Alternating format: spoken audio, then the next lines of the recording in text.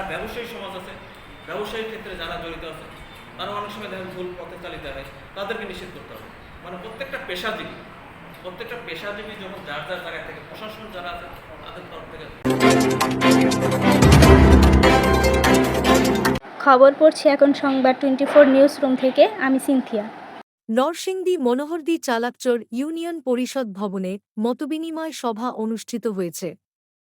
Staff reporter Mohammad Nazrul Islam আজ ৮ই March ২০২৬ ইংরেজি রোজ রবিবার নরসিংদী জেলা মনোহরদী থানা আওতাধীন চালাকচর ইউনিয়ন পরিষদ ভবনে মত বিনিময় সভায় প্রধান অতিথি হিসেবে উপস্থিত ছিলেন মনোহরদী থানা প্রশাসন অফিসার ইনচার্জ মোশাহিনুল ইসলাম।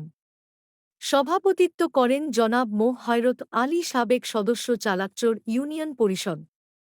আরও উপস্থিত ছিলেন স্থানীয় গণ্যমান্য ব্যক্তিবর্গ ও অত্র ইউনিয়নের বিভিন্ন গ্রাম ও মহল্লার সচেতন ও শীর্ষ স্থানীয় ব্যক্তিবর্গ ও বিভিন্ন শ্রেণীপেশার জনসাধারণ।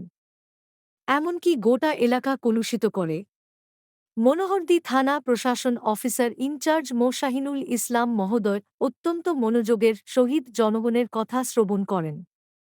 পরে প্রধান অতিথির বক্তব্যে তিনি বলেন, মাদক, ছিনতাই, কিশোর গ্যাং, ইভটিজিং, অনলাইন জুয়া সর্বোপরি সকল ধরনের অপরাধমূলক কার্যকলাপের বিরুদ্ধে তাঁর প্রশাসন জিরো টলারেন্স নীতি।